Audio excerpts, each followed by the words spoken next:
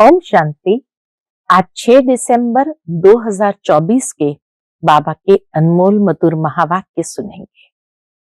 आज की मुरली में बाबा कहे, बच्चे, भक्ति मार्ग में तुम्हारी बुद्धि को गोदरेज का ताला लग गया था। अब बाप आकर के ज्ञान देकर तुम्हें समझदार बनाते हैं।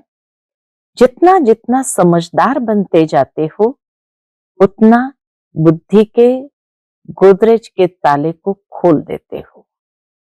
साथ ही साथ बाबा कहे, सृष्टि के आदि मध्य अंत के ज्ञान को अच्छी तरह समझने से भी ये बुद्धि का ताला खुल जाता है और समझदार बनते बनते तुम अपने लक्ष्य श्री लक्ष्मी नारायण जैसा बनने लगते हो।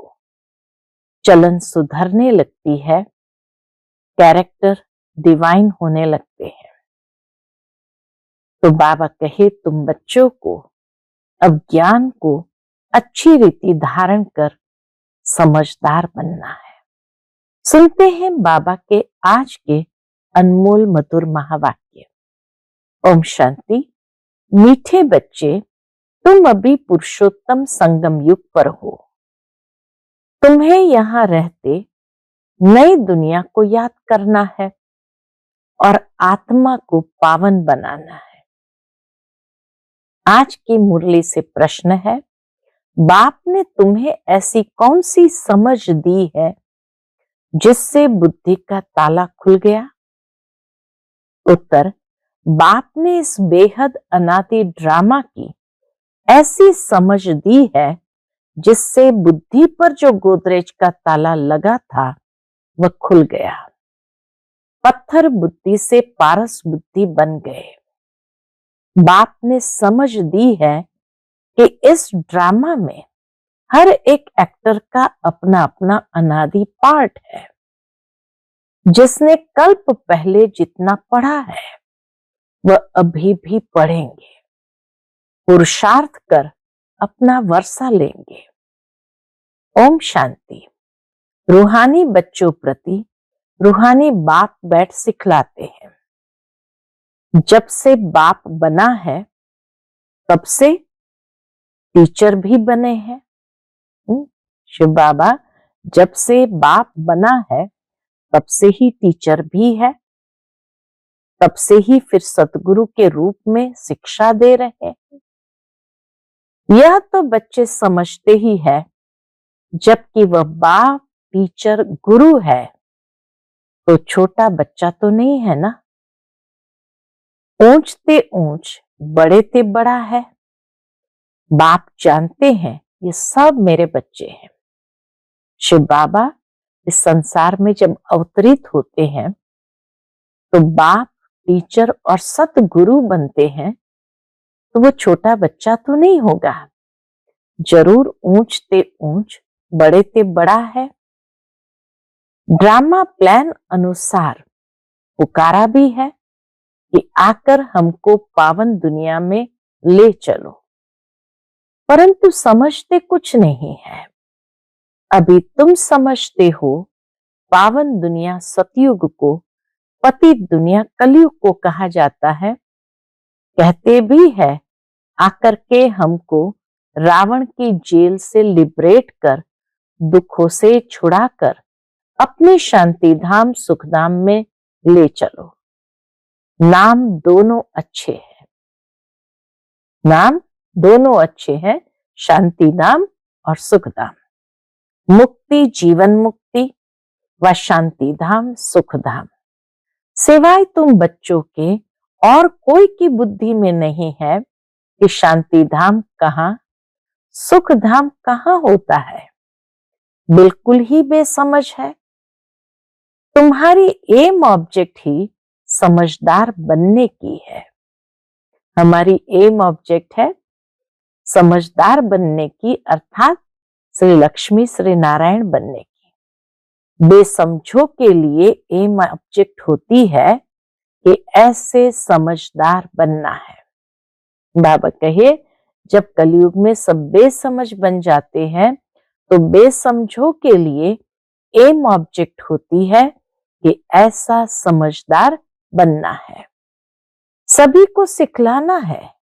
यह है एम ऑब्जेक्ट, मनुष्य से देवता बनना। यह है ही मनुष्य की सृष्टि, वह है देवताओं की सृष्टि। सतयुग में है देवताओं की सृष्टि, तो जरूर मनुष्य की सृष्टि कलयुग में होगी।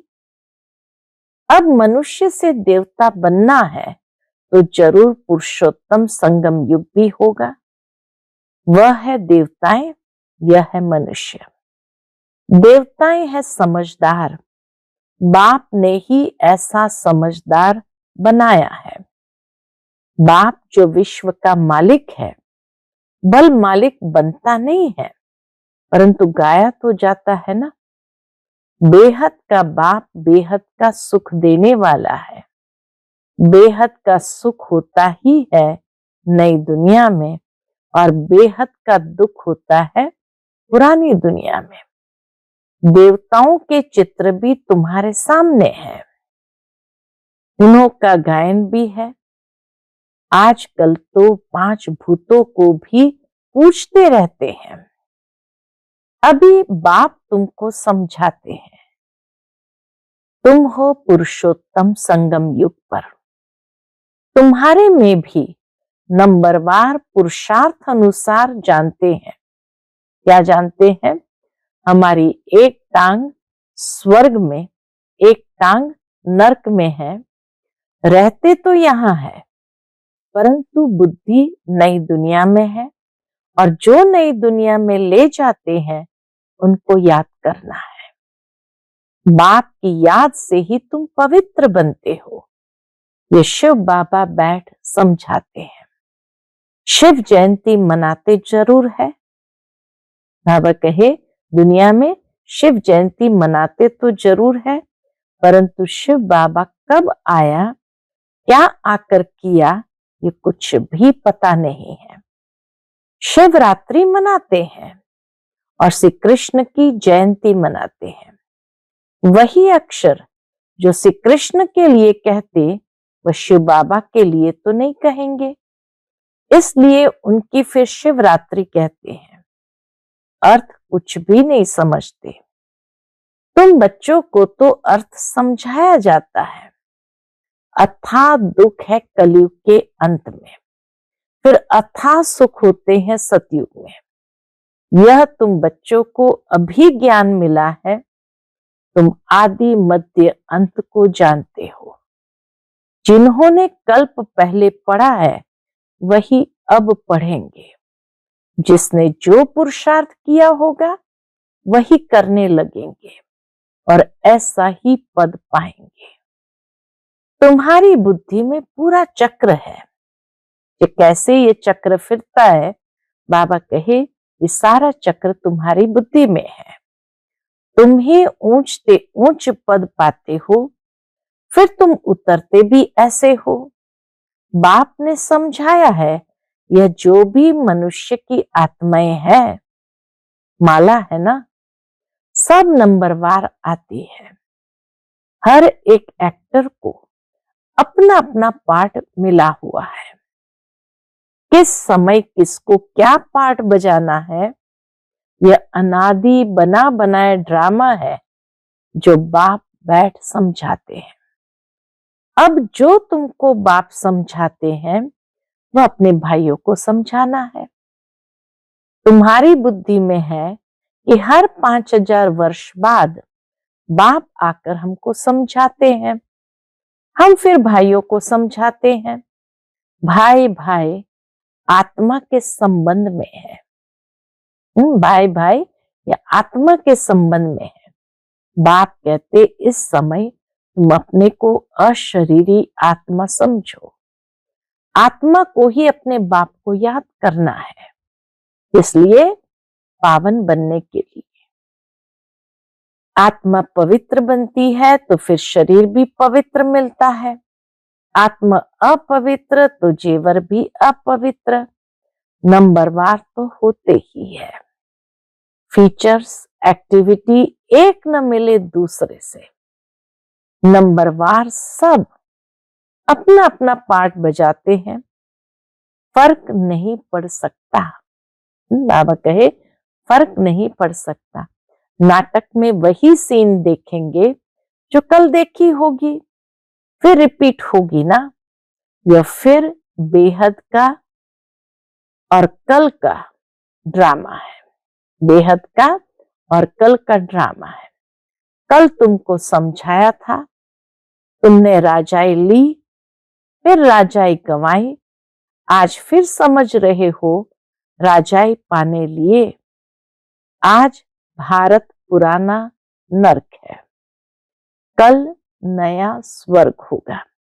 तुम्हारी बुद्धि में है अभी हम नई दुनिया में जा रहे हैं, श्रीमत पर श्रेष्ठ बन रहे हैं। श्रेष्ठ जरूर श्रेष्ठ सृष्टि पर रहेंगे। ये लक्ष्मी नारायण श्रेष्ठ है तो श्रेष्ठ स्वर्ग में रहते हैं, जो भ्रष्ट है वो नरक में रहते हैं। ये राज तुम अभी समझते हो।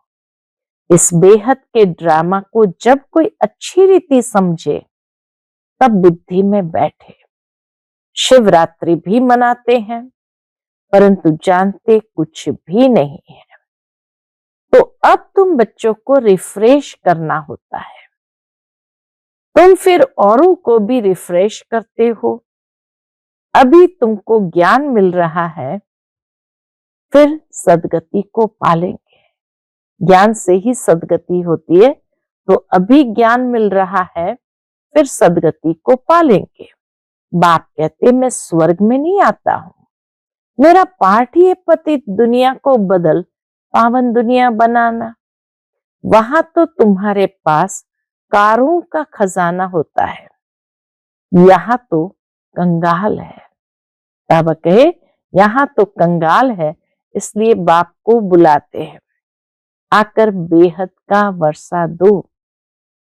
कल्प कल्प बेहद का वर्षा मिलता है, फिर कंगाल भी हो जाते हैं। चित्रों पर समझाओ तब समझ सके। पहले नंबर में लक्ष्मी नारायण, फिर 84 जन्म लेते मनुष्य बन गए। यह ज्ञान अभी तुम बच्चों को मिला है। तुम जानते हो आज से 5000 वर्ष पहले आदि सनातन देवी देवता धर्म था, जिसको वैकुंठ, पैराडाइज, डीटी वर्ल्ड भी कहते हैं। अभी तो नहीं कहेंगे, अभी तो डेविल वर्ल्ड है। डेविल वर्ल्ड की एंड, डीटी वर्ल्ड की आदि का अब है संगम। यह बातें अभी तुम समझते हो और कोई के मुख से सुन ना सको। बाप ही आकर इनका मुख लेते हैं, ब्रह्मा बाबा का मुख लेते हैं।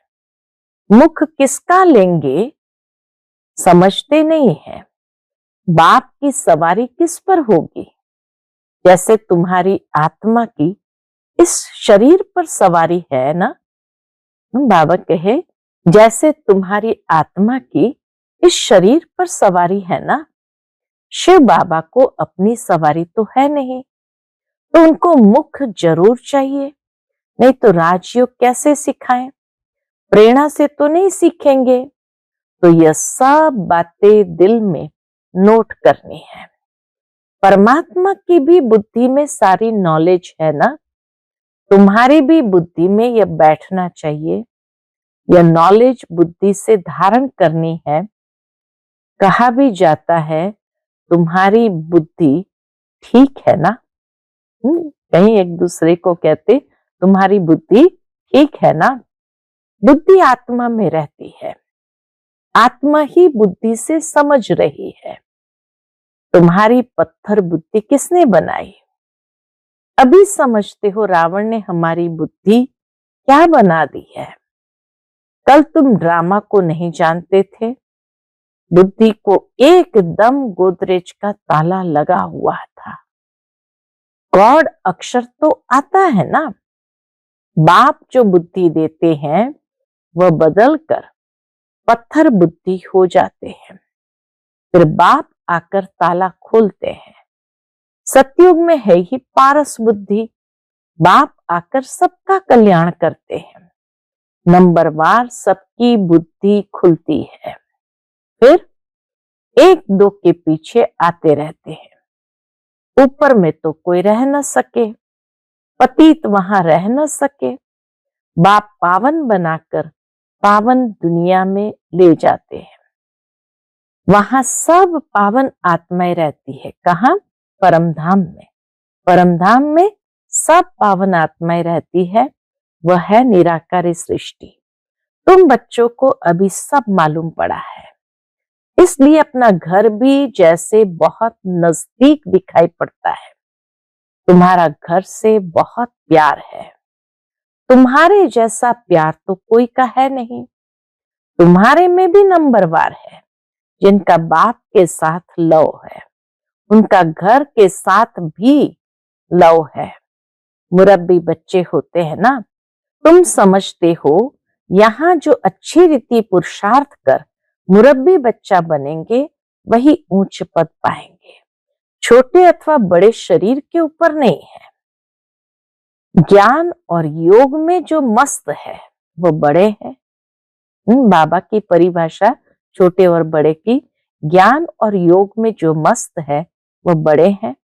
कई छोटे छोटे बच्चे भी ज्ञान योग में तीखे हैं तो बड़ों को पढ़ाते हैं, नहीं तो कायदा है बड़े छोटों को पढ़ाते हैं।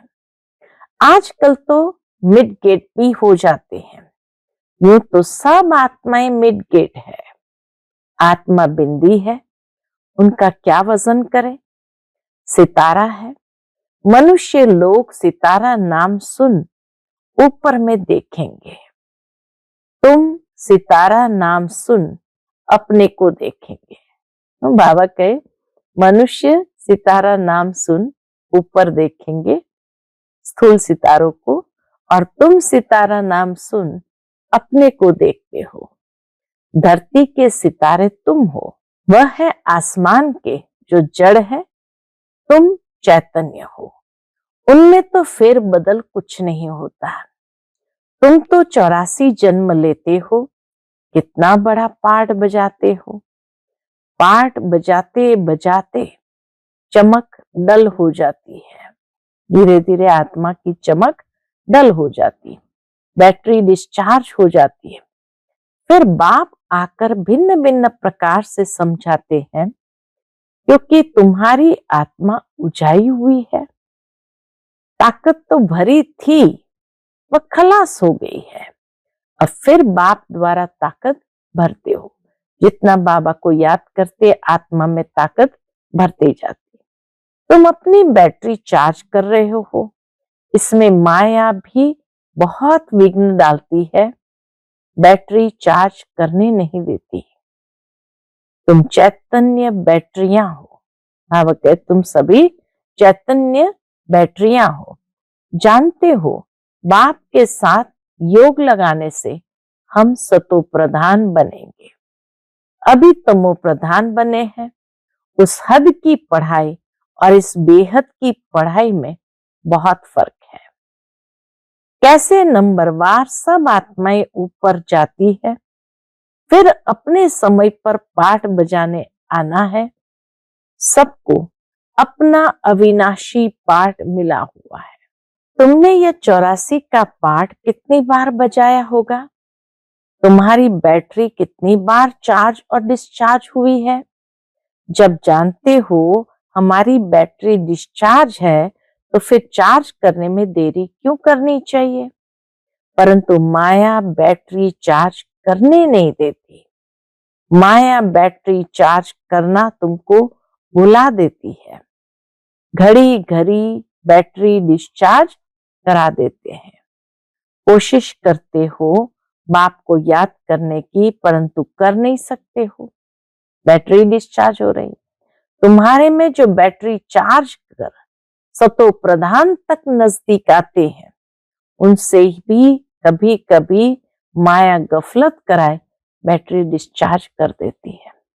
हम बाबा कहे तुम्हारे में भी जिसकी बैटरी चार्ज है, तो माया गफलत कराते बैटरी डिस्चार्ज हो जाती है। यह पिछाड़ी तक होता रहेगा। फिर जब लड़ाई का अंत होता है तो सब खत्म हो जाते हैं फिर जिसकी जितनी बैटरी चार्ज हुई होगी उस अनुसार पद पाएंगे। सभी आत्माएं बाप के बच्चे हैं। बाप ही आकर सबकी बैटरी चार्ज कराते हैं। खेल कैसा वंडरफुल बना हुआ है। बाप के साथ योग लगाने से घड़ी घड़ी हट जाते हैं तो कितना नुकसान होता है। जैसे ही योग टूटा तो बैटरी चार्ज होना बंद हो गई। तो बाबा के बाप के साथ योग लगाने से घड़ी घड़ी हट जाते हैं तो कितना नुकसान होता है। न हटे उसके लिए पुरुषार्थ कराया जाता है। पुरुषार्थ करते करते जब समाप्ति होती है तो फिर नंबरवार पुरुषार्थ अनुसार तुम्हारा पाठ पूरा होता है। जैसे कल्प कल्प होता है, आत्माओं की माला बनती रहती है। तुम बच्चे जानते हो रुद्राक्ष की माला है, विष्णु की भी माला है। पहले नंबर में तो उनकी माला रखेंगे ना। बाप दैवी दुनिया रचते हैं ना। जैसे रुद्र माला है वैसे रुंड माला है, विष्णु की भी माला है। ब्राह्मणों की माला अभी नहीं बन सकेगी। क्यों? बदली सदली होती रहेगी। फाइनल तब होंगे जब रुद्र माला बनेगी। ये ब्राह्मणों की भी माला है परंतु इस समय नहीं बन सकती। वास्तव में प्रजापिता ब्रह्मा की सब संतान है। शिव बाबा के संतान की भी माला है। विष्णु की भी माला कहेंगे। तुम ब्राह्मण बनते हो तो ब्रह्मा की और शिव की भी माला चाहिए। यह सारा ज्ञान तुम्हारी बुद्धि में नंबरवार है। सुनते तो सभी है परंतु कोई का उस समय ही कानों से निकल जाता है। सुनते ही नहीं, कोई तो पढ़ते ही नहीं। उनको पता ही नहीं भगवान पढ़ाने आए हैं। हम बाबा के दुनिया के लोगों को पता ही नहीं कि भगवान पढ़ाने आए हैं। पढ़ते ही नहीं है तो पढ़ाई तो कितना खुशी से पढ़नी चाहिए। पढ़ाई तो खुशी से पढ़नी चाहिए। नहीं पढ़ते हैं तो क्या कहेंगे। अच्छा, मीठे मीठे सिकिलधे बच्चों प्रति माता पिता बाप दादा का याद प्यार और गुड मॉर्निंग। रूहानी बाप की रूहानी बच्चों को नमस्ते। हम सब रूहानी बच्चों की रूहानी माता पिता बाप दादा को याद प्यार, गुड मॉर्निंग और नमस्ते नमस्ते। शुक्रिया बाबा, शुक्रिया। आज की मुरली से धारणा के लिए मुख्य सार है। पहली पॉइंट, याद की यात्रा से आत्मा रूपी बैटरी को चार्ज कर सतो प्रधान तक पहुंचना है।